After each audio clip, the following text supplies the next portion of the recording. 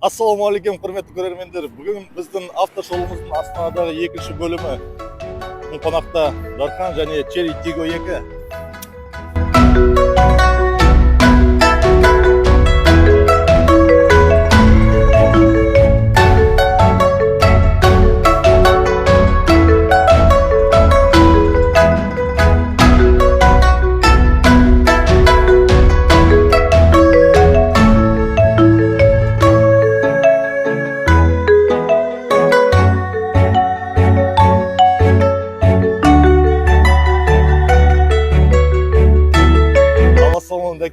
Уағалейкум ассалам Еркебұлан. Ассаламағалейкум көрермендер. Ал Дәке, бағдарламамызға қош келдіңіз. Өз автокөлігіңіз жайлы бір-екі мағлұмат беріп жүрсеңіз. Енді бұл Қытай көлігі Cherry Tiggo 2 Pro 2023 жылғы. 24 жылдың мамыр айында сатып алдым салоннан. Сатып алған себебім қалалық кроссовер дейді. Асты биік, енді объемы 1.5, қалаға өте тиімді, экономичный дейді. Не деймін енді? Жаңа көлік есі, жаңа көлік, объемы 1.5. Коробкасы қандай бұларды? Коробкасы қандай? Автомат? Коробкасы жоқ, вариатор. Вариатор? Вариатор болып келеді. Енді бүгінгі күнге дейін қанша шақырым жүрдіңіз? Қазіргі уақытта 30.400 шақырым. 30.400. Бұның алдында қандай машиналар болды сізде? Бұның алдында Toyota болды көлігі, автокөлігі. Содан кейін жаңа көлік алуға, не дейтін, жаңа көлік алуға. Ал осы көлікті таңдаған кезде басқа да көліктер қарадыңыз ба? Иә, осы көлікті алған кезде осыған бағасына сәйкес не болды? Кобальт болды, Chevrolet Кобальт. Және де Чанган Алсфин деген машина болды. Оның бағалар осыған бір-екеулер жақын сәйкес кеп тұрды. Қандай бағаға алдыңыз? Наны мен 6 миллион 600-ге алдым. 6 миллион 600. Сол жылы 2024 жылы мамыр айында салондарда жобамен сол бағаға Чанган Алсфин. Мен білуімше Чанган Алсфин ол седан. Және Chevrolet Кобальт. Кобальт болды, иә. Ал бұл машина, бұл кроссовер. Қалалық кроссовер деп айтылады. Кроссовер, асты биік, және үнемді. Ал іште бір қорқыныш болған жоқ па Қытай автокөлігінің? Жоқ, қорқыныш болған жоқ, онда қатты қорқыныш. Неге десек, қазір көбі уже Қытай автокөлігіне отырып отыр. Иә, бізде нарықта 2024 нәтижесі бойынша 40% Қытай автокөлігіне көшкен. Иә, қазір Астананың өтірік айтпасам, даже 40-50% Қытай автокөлігімен жүріп жүр. Ал осы 30 мың шақырым жүрдіңіз, 30 мың шақырымда бір кемшіліктер болды ма машинаның? Жоқ, 30 мың шақырым жүрдім, кемшілік болған жоқ. Машина қыста жылы, жазды күні кондиционері істеп тұр, барлығы салқындатып тұрады. Қыста паркингта тұра ма әлде? Жоқ, қыста қыс бойы далада тұрады, есік алдында. Оталуы бәрі? Оталуы, өткен қыста қатты аязы болғанда, түнде 1-2 рет оталдырдым. Автозапускпен атак не болды, ешқандай кемшілік жоқ. Оталдыру жағынан вообще бәрі жақсы. Жақсы. Бұл машина кепілді ғой қазір, е? Автодилерді. Иә. Қай автосалоннан алдыңыз? Cherry Қабанбайдан алдым. Тұран 63-тен алдым негізі. Оның аты Алигур авто Қабанбай ма сол аталады. Так, Тұран 63-тен. Осы уақытқа шейін неше туы өттіңіз? Осы уақытқа дейін бірінші 3.000 туғымен есептесек, 2 рет өттім уже. 10 мыңда, 20 мыңда. 10 мыңда, 20 мыңда. Не ауыстырды кепіл бойынша? Май.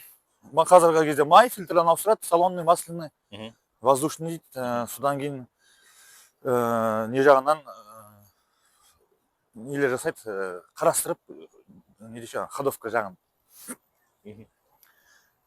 Сол? Жақсы, онда достар, жақынырақ танысайық. Кеттік.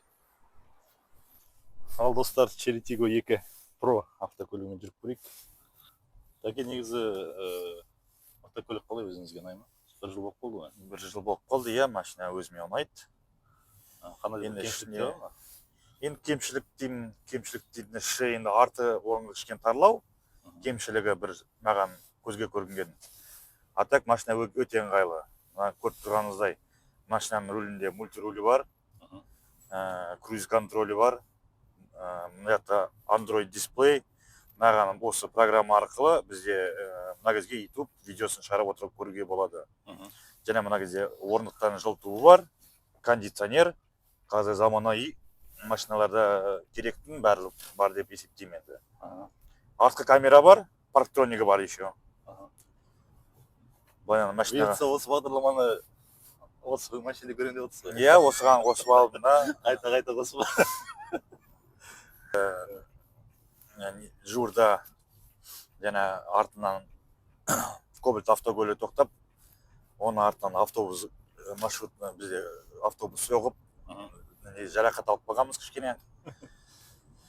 Оны жаңағы автосалонға бардым, бәрін есептеп, бөлшектер бар, істеп береміз деп, енді қазір сол страхование күтіп отырмыз. Негізі көп көрермендердің басын ауыртатын ең бірінші жаңағы Қытай көлігі болғаннан кейін қосалқы бөлшектер табылады ғой? Табылады қазір. Мен өзім қазір неден қарап отырмын. Интернет жүйесінен шықсам, бәрі бар. Артқы бампері өзінің түсімен, бәрімен дайын бар. Оны қанша тұрады екен оған? Астана қаласынан екен, Теміртау қаласында 175 мың теңге екен. Өз цветімен.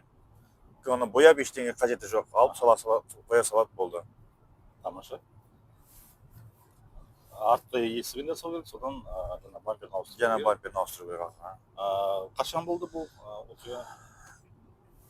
Мен айтайын деп тұрғаным, бұл автокөлік кепілде, тем более жаңа сақтандыруы бар. Сол қанша уақытта жөнделуге? Бізге сот шешімін бір айдай күтіп қалдық. Қазір енді осы 2-3 күн бұрын шықты қаулысы, соны алып, енді неге барамыз, жаңағы сақтандыру компаниясына барамыз.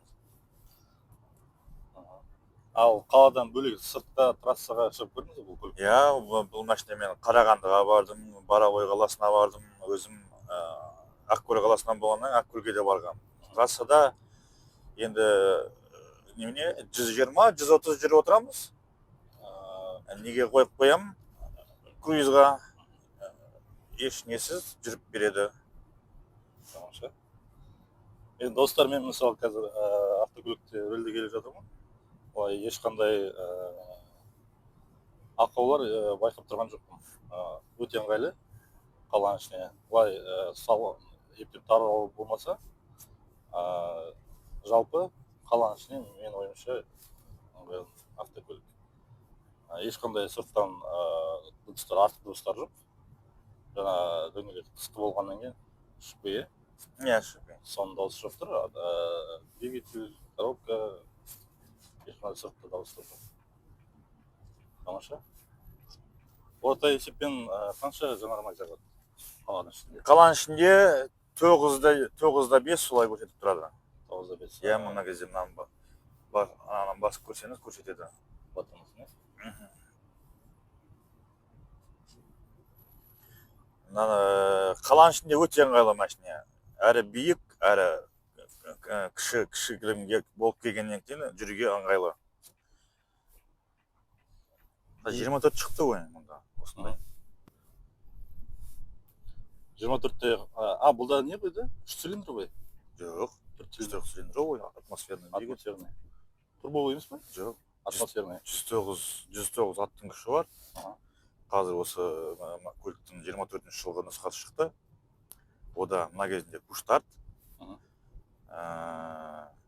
подогрев алдыңғы немене, лобовой, подогрев зеркала, осын ручник электронный болып келеді. И сыртқы дизайны кішкене өзгертілген.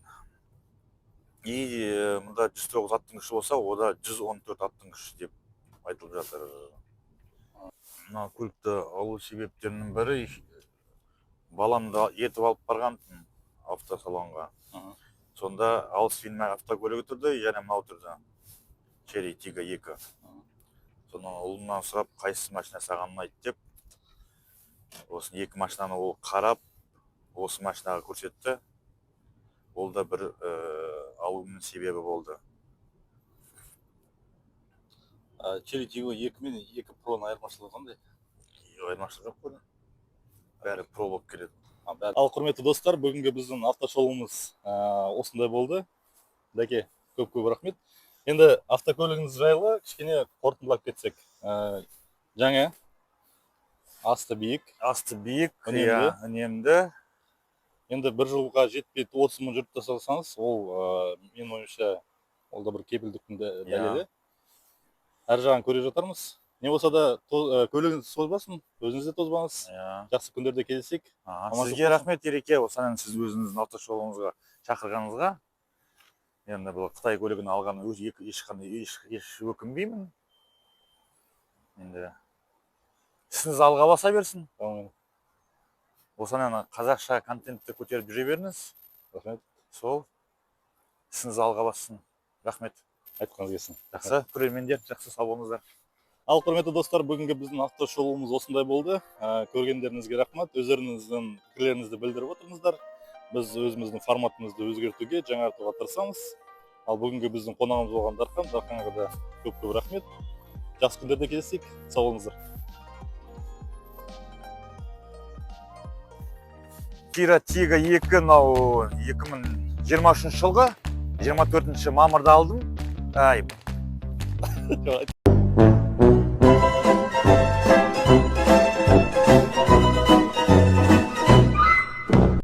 да бірдеңе. Не дейсің? Мәшат оламын? Білмеймін.